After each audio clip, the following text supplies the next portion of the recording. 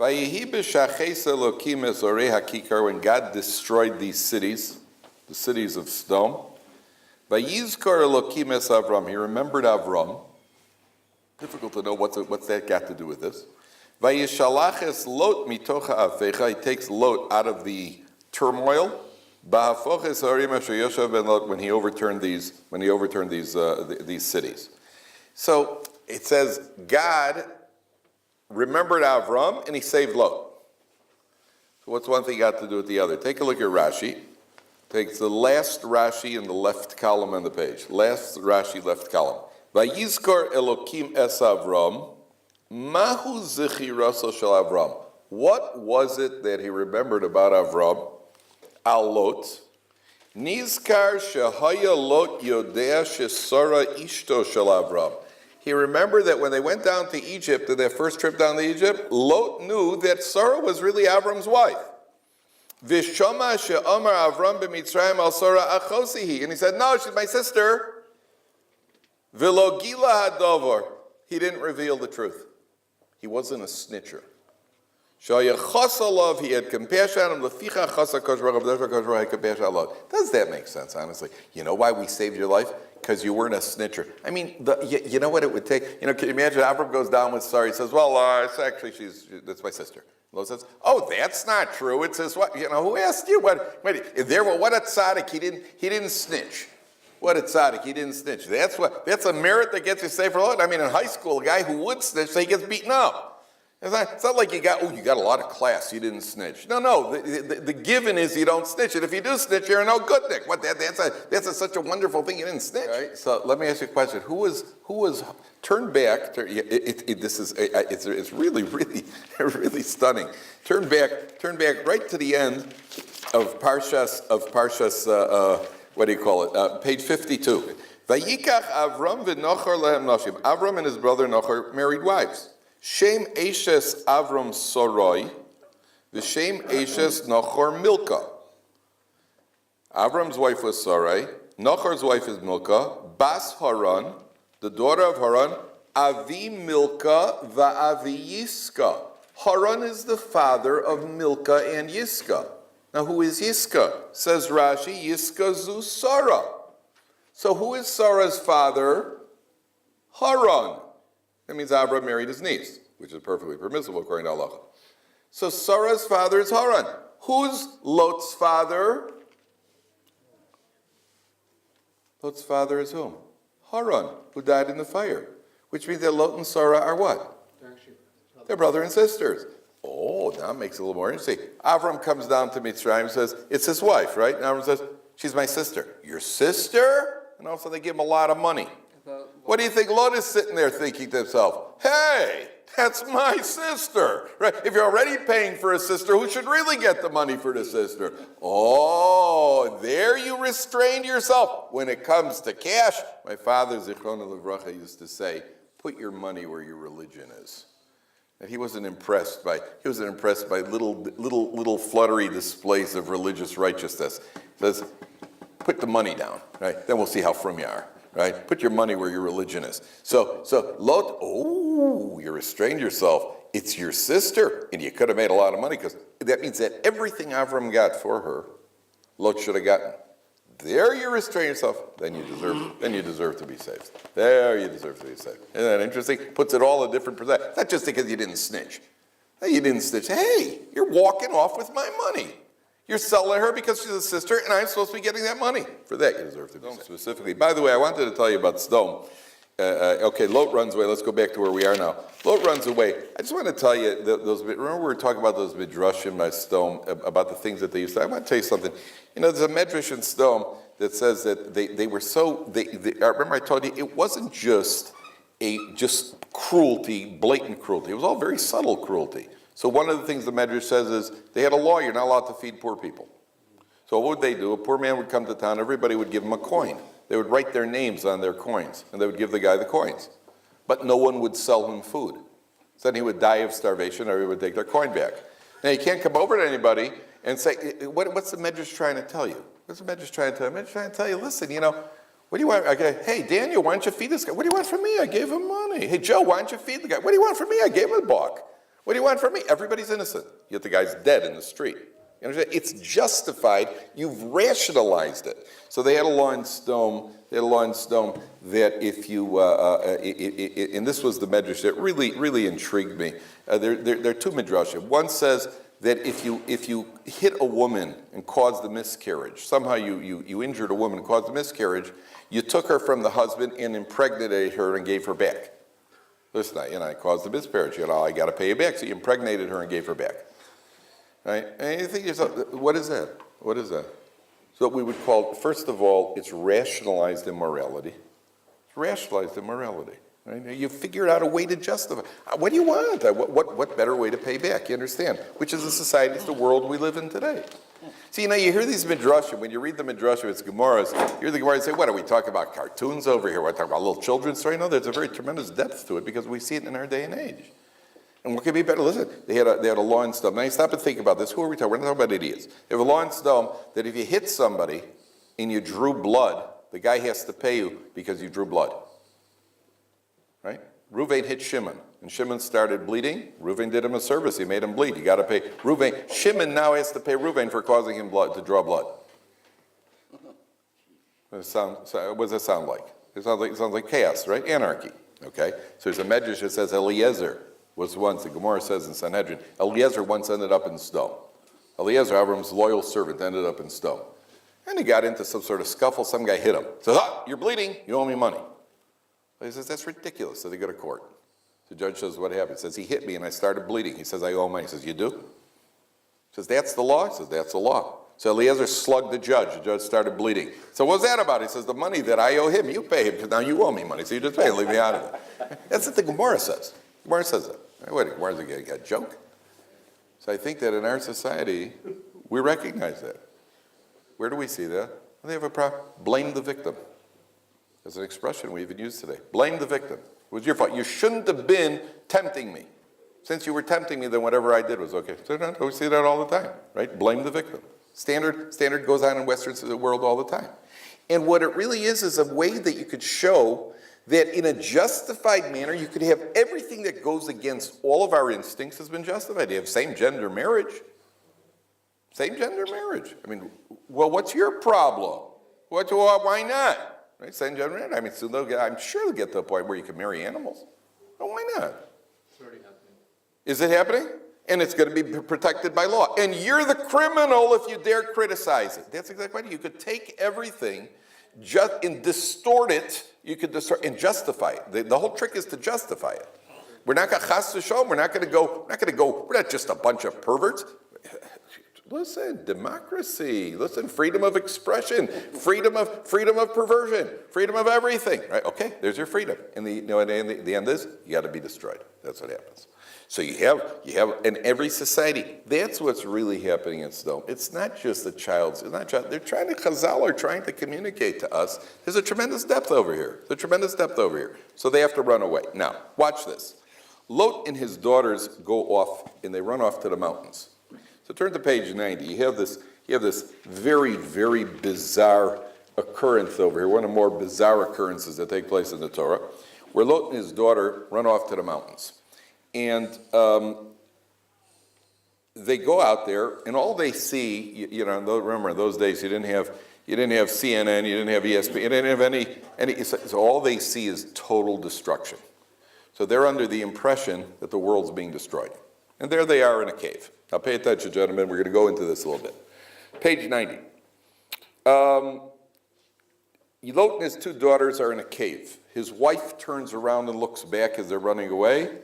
And she couldn't help herself, and she turns into a pillar of salt.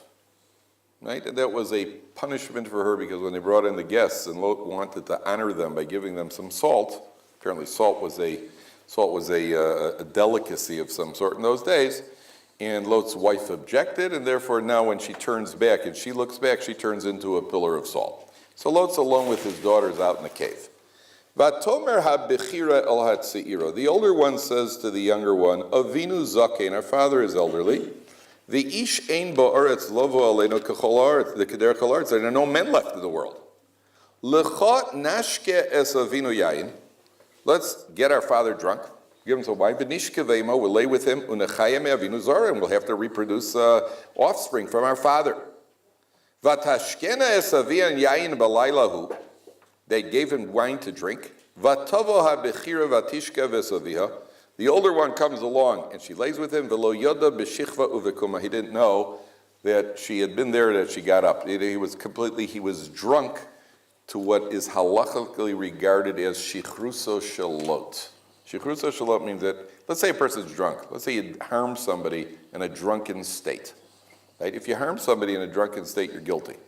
Unless you have to pay for damages, unless you got to the point of what's called shichruso shalot, means you are blitzed to the point that you don't know where you are, you don't know anything. Okay, which is basically a description of your roommate in college, right? But you're absolutely gone. Right? It's called shichrusa shalot. So Lot didn't know what happened. Anything about this so far that grabs you, strikes you as strange? Something should strike you right off the bat as very strange here. Yeah. One question. Yeah, go ahead. Where's Avram?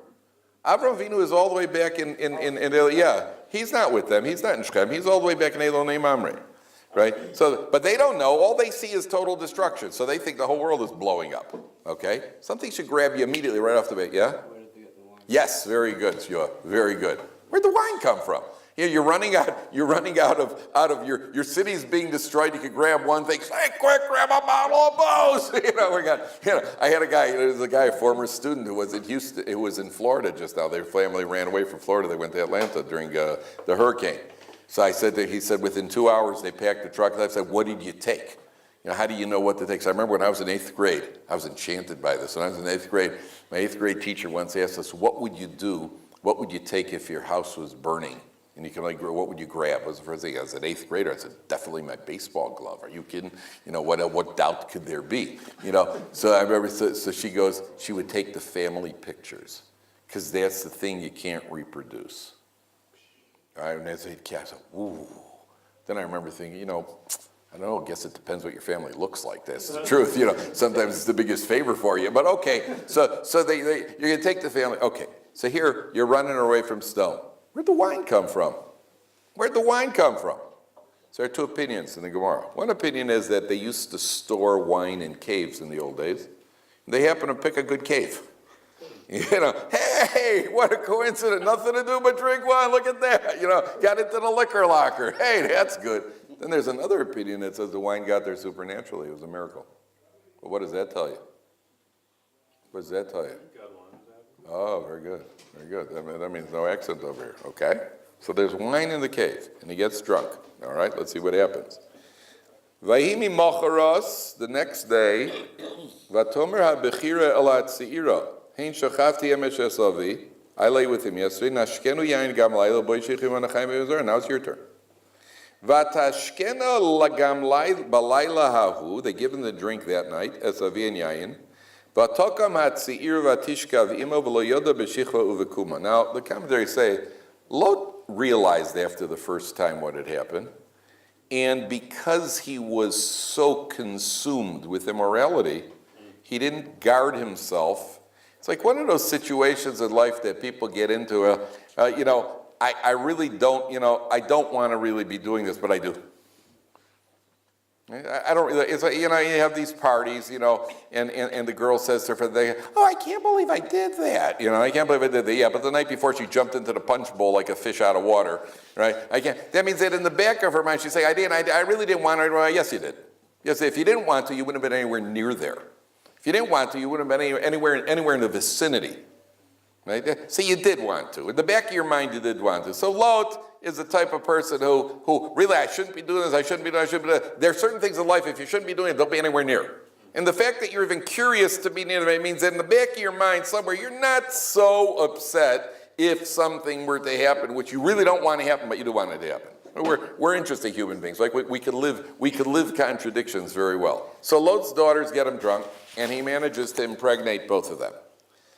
Vataharena shtevenos Lot me'avi, they get pregnant, and then look at the next pasuk. Okay, now stay with us, gentlemen, because it's very involved. Vatelet habechira ben vatikra shemo Moav. The first one has a son. She calls him Moav. Hu avi Moav arayom. This boy is going to be the ancestor of the entire nation of Moav. Moav comes from the Hebrew words me'av, from the father. from the father. V'hatzi'ira gam hi yolda ben, the tzira has a son, v'tikra shmo ben ami, son of my nation, hu avi b'nei Amon arayom hazeh. Now we're going to see a very interesting paradox here. On the one hand, the wine got into the cave supernaturally, which means God wanted the wine to be there. And part of the goal here is that she will get pregnant from him. And who comes from Moab, gentlemen? Ruth, the Moabite, who then eventually marries Boaz, and that becomes part of the line of the Mashiach. So Mashiach comes from this cave. Okay, so on the one hand, Mashiach, so that's a quite curious question. Why should Mashiach come from such a dodgy relationship? But as far as she knew, she was doing the right thing. And therefore, since she took the initiative, she's the one who has merits to have Mashiach come from her. On the other hand, we'll find later on that the Jewish people, before they go into the land of Israel, God says to them, the people of Moab you're allowed to torment. The people from Ammon you're not allowed to torment. Why? Because the mother, the ancestress, was less discreet. She names this kid from my father. You couldn't come up with a better name. This is Pappy. Could come up with something a little more discreet, and therefore she's actually criticized for that. Okay, but the younger one was more discreet. Now, so on the one hand, you took the initiative. You're going to get Mashiach. On the other hand, you're going to get a punishment. That means that in every action we take, by the way, there are more than one way to judge an action. Some of the action could be good. Some of the action could be not so good. Okay, but even more than that, there was it's a shocking thing. Why does Moab have to come from here? Why does Moab come? And not only that Moab comes from here on the mother's side, Mashiach. Let's trace Mashiach a little bit. You see something very interesting when it comes to Mashiach. First time, you have, on the father's side, you have the story of Yehuda and Tamar. Tamar is his ex-daughter-in-law, who stands at a crossroads pretending to be a harlot, and Yehuda doesn't know, and then they get married, and then they have a son, and that becomes the line of the father. Okay, so on the mother's side, you've got incest. Sounds like a family from Tennessee. And on the father's side, you've got, what do you call it? On the father's side, they say, you're a redneck if you're married 3 times and you have the same set of in-laws. So they have the, what do you call it? They have, on the mother's side, you've got incest in the cave, and on the father's side, you got Yehuda and Tamar, which looks like the whole thing is a little like, and yet both are okay. Because what she did was obviously divinely inspired. She's got wine based on supernatural wine to be put in the cave. Yehuda and Tamar it looks a little bit dodgy, but at the end of the day, it was actually kosher b'diavad, right? Then where do the lines meet? Where does that line of Moab and Yehuda meet? It meets by Boaz and Ruth. By Boaz, she goes down to the granary and she marries Boaz. He's the head of the Sanhedrin, and there's a raging debate in the Jewish people. You could marry Moabite women. You can't marry Moabite. The Sanhedrin says you can't, and Boaz says no. He gives up a whole lumdus why you could. Right? So Boaz marries, and everybody says Boaz is right. And then Boaz marries Ruth. You know what the Medrash says? He died the next morning. I mean, even the least skeptical among us at the time. Could you imagine? Imagine you're sitting at a table. There's a piece of meat. It's kosher, it's not kosher. Kosher, not kosher. It's kosher, not kosher. It's kosher. Yeah, you know what? We paskin it. It's kosher. And the guy takes a bite out of it and chokes. Right? Even the least skeptical among us would say, well, I guess it wasn't so kosher, was it? Right? There's a certain dot of a certain point of skepticism. Well, I guess not. So Boaz says she's right. You could marry her, can't marry her. Could marry, can't marry. You could marry. You could marry her. Make a whole wedding. Next day he's dead. He dies. Guess not. Right? Yeah. Right? Yet we find out 3 generations later that it's ratified. How do we know it was okay? Because her grandson becomes a king, right? And even the birth of David HaMelech then marries Bathsheba. He has her husband killed at the battlefront. He marries Bathsheba, and the whole thing, and it was that. Then I remind retroactive. But Mashiach comes from there. Mashiach comes from that relationship. So everywhere you look, when it comes to the Mashiach, all those relationships turn out to be like something that you wouldn't want but b'diavad, with a kvetch, with a Jewish kvetch, it turns out it's okay. Right? Why? So there are two reasons. Reason number one is that Mashiach is going to be somebody. What does it mean he's going to be poor riding on a donkey? You've heard that Gemara. The Gemara says Mashiach is going to be ani rochev al chamor. Poor man riding on a donkey. What do you say here? Like it's unnoticeable. It's what? He's going to be like unnoticed. Unnoticeable, and there's something very humble about riding on a donkey. Yeah. And everybody's passing you on the highway in their cars, so you're on a donkey. That's kind of humbling. There's an idea that the Mashiach has to be something that his background is something that keeps him humble as well. He's going to have to relate to every Jew. And so you got kind of this dodgy background everywhere you touch it. There's a statement in the Gemara that says if you appoint a communal leader, make sure he's got a box of reptiles behind him. What we call nowadays skeletons in the closet. And make sure he doesn't have to have a pedigree. Make sure he's got some skeletons in the closet. That way, if he ever gets too big for his britches, everybody say, hey, want to talk about that little cave incident? Just keep it real humble, right? Keep it real humble, number one. Number two, Mashiach, according to Kabbalah, there's a Kabbalistic source. You can't ask me any questions about this. I'm only telling you words, right? But I'm just telling you what the Kabbalistic source says. There are certain souls, certain neshamas, which are on such a high level that when these neshamas have to come down into this world, there are the spiritual forces of evil who object, and they try to prevent it. And one of those neshamas is the neshama of Mashiach. It is against the best interests of what's called the forces of evil that this Mashiach's neshama should come into the world.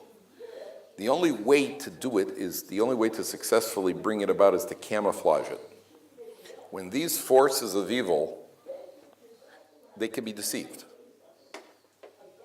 So when they see Mashiach's neshama is being transferred and transmitted through, they say, well, there's a Yehuda and Tamar. What do you think could come out of that? This ain't going to be any good. So they back away. And if they see Lot and his daughters in a cave, how good could that be? They're going to back away. In every passageway, all the way down, it's passed through this very dodgy-looking relationship in order to camouflage the neshama of Mashiach so eventually it can be revealed. That's what the Al-Shir says. Okay? Now, what's remarkable here is that there is one of the commentaries says like this, you know why she named him Moav? This blew my socks off when I heard this the first time. Right, Moshe Feinstein brings this down in one of. She had some sort of premonition, whether it was conscious, subconscious, I don't know. She sensed that at some point in the future, there is going to be a Messiah who is going to be rumored to have come from an immaculate conception. And knowing that Mashiach is going to come out of this relationship, she wanted it to be very clear, we don't go for that immaculate conception stuff. Moav, he comes from a man of flesh and blood, he comes from my father. And that's going to be the line of Mashiach to counteract the claim later in history that there is a Messiah that comes from the immaculate conception. I told you guys are young. Probably only Mr. Fogel remembers this. Do you remember there's a football game, Pittsburgh against Oakland, a playoff game? And Pittsburgh was down about 4 points, and they had they're on the last play of the game, they threw a desperation pass. They threw it this last play of the game, and the Oakland secondary guy batted the ball down. And about 6 inches off the ground, Franco Harris was the Pittsburgh running back. He caught the ball. It was a playoff game. He caught the ball about 6 inches off the ground. The guy batted it down. It's the end of the game. Touches the ground. It's the end of the game. Franco Harris caught the batted ball and then ran it about 60 yards into the end zone for a touchdown. Pittsburgh won, and that was called in America the Immaculate Reception. Right? There wasn't a kid in America. If you'd say to a kid, what's the Immaculate Conception? Every kid in America is a Franco Harris. Right? The Immaculate Conception, Heinz Morgan. There's an Immaculate Reception that was far more significant and contributed much more to society. Right? That was the Immaculate Reception, Franco Harris. Right? So we want, in order to counteract that nonsense, So she immediately calls him, she immediately names him, what do you call it? She names him Me'av from the father. Now, have you ever heard, there's an interesting, what do you call it? What is the, if you could ask to find out one secret, anything you'd like to know, something that we as Jews would really like to, one burning curiosity of, you could ask one question, what would it be? Why do bad things happen to people? Too philosophical for me. It's a good question, but I wouldn't, whatever. My answer to that is, right now, whatever. Right? I got a different question I'd like to know. A piece of information I'd like to know, what would it be? If there's one piece of information you could ask, yes, very good, Max. When is Mashiach coming?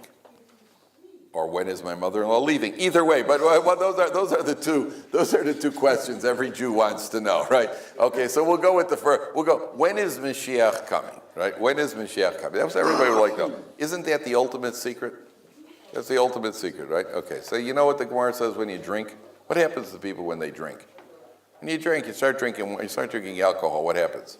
Start acting. Right? Loose lips sink ships, right? When you start drinking and you become uninhibited and all of a sudden become diabolically clever and you dance on the table and you talk and you sing and you do, and all your deep, darkest secrets come out. So the Gemara preempts us on that too. Everything's in the Gemara. See, Joe? Everything's there. Nichnas yayin yatsa sod. When wine goes in, the secret comes out. Right? Wine goes in, the secret comes out. Yeah? You got anybody, you want to find something out, get them boozed up, and then you find everything out. Nichnas yayin yatsa sod. What was the ultimate, how much is wine? Where does that come from? The Gemara says, what's the numerical value of yayin? Yayin is 70. Yud 10, and a nun sofis is 50. 50 is 70. Yayin equals 70. Sod is a secret. What's the secret? Samech is 60. Vav is 6. Dalet is 4. 70. Nichnas yayin. In other words, you only got room for you. You can't, there's only one room for 70 in you. 70 goes in, 70 comes out. Nichnas yayin. Yotza sod. Out comes the secret. Well, what went into this cave? Into this cave goes yayin, which is 70. What comes out? The secret comes out, which is Mashiach comes out of this cave. Nichnas yayin, yotza sod, which is no coincidence why David HaMelech lived how long? David HaMelech lived 70 years. David HaMelech lived 70 years. You want to hear something? You know what the Gemara says? The Gemara says, a woman who drinks. Right? One of the loveliest sights in the world is a drunk woman. Right? Just so, there's something about it. It's so noble and distinguished looking. Right? Especially if she has a cigarette dangling out of her mouth. So, what do you call it? The Gemara says, a woman who drinks becomes aggressive like a man. A woman which is just, really respectful. A woman who drinks becomes aggressive like a man. Right? She loses all self-respect. She becomes aggressive like a man. Now listen to this. What is the numerical value of Zohar? Male. Zayin is 7. Chaf is 20, is 27. Reish is 200. What do we got? 227. Nekeva is a female. Nun is 50. Kuf is 100, 150. Beis is 2, and Hey is 7. So how much is Nekeva? 157. What's the difference between Zohar and Nekeva? 70. Add 70 to 157 to a female, what do you get? You get Zohar, you get a male. Right? A woman drinks, she becomes just like a male. That's the difference between Zohar and Nekeva. So what do you call it? The wine over here, wine is the number 70. The number 70 just keeps appearing everywhere, and it's the 70 years of the Babylonian exile. That's the number. That's what comes out of this cave. Is eventually the Messianic. By the way, I just tell you, we don't have time to go in there. We'll do the Akedah on Sunday. I just what do you call it? The numerical value of Zohar is also 227. Is also the numerical value of bracha, of blessing. Zohar, 227. Bracha, 227. Beis Reish is 202. Chaf and Hey, 25. 22 and 25, 227. Nekeva, what does the word Nekeva mean? When Bilam wanted to curse the Jewish people, what did he say? Ma ekov lo kabo kel. How can I curse if God never cursed? The word Nekeva and Yaakov Avi, the word Nekeva means curse. A man is a blessing, a woman is a curse. That's what the word means. What is that? What, we got something against it? No, that's not what it means at all. You see, what's the definition of a blessing and a curse? What is a blessing? You know, bracha comes from the Hebrew word brecha. Brecha is a spring. What is the nature of a spring? It's overflowing. When Lavan says to Yaakov Avinu, we'll see later on, when he tells Yaakov Avinu, name your price. Remember Yaakov goes to Lavan's house? He says, okay, come on. We know you're going to try. Name your price. What does he say? Nokva scharcha ve'etena. Set a price. And it's the exact same word as nekeva, just pronounced differently. Set a price. What's that got to do with curse? The answer is, you know what the difference between bracha and curse is? Bracha and curse are not, I don't even think they're the best translation. Blessing means something is overflowing. It's expanding, which is men. Men are all about expansion. If a man keeps a job for 3 weeks without getting bored and looking over his own, gee, I need a change. You know, if a man keeps a job for 3 weeks, he's doing well.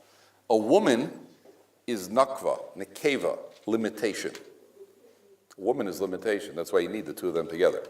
Because if it was up to men alone, I told you many times, we'd all be in prison, right? It's only because the wife puts the limitation. In all ways, she creates a limitation. And therefore, when you want to set a price, nakva. Instead of leaving it open-ended, nakva, let's set a price, a limitation. So Zohar is 227, Nekeva is 157. It's the difference between expansion and limitation. What does a woman do?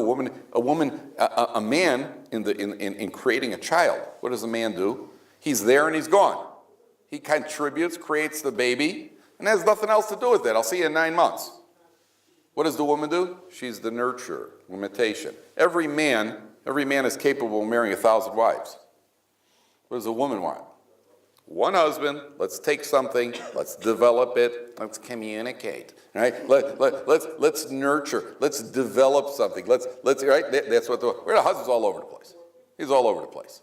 And if he's left to be all over the place, then that bracha turns into a curse. So what does she do?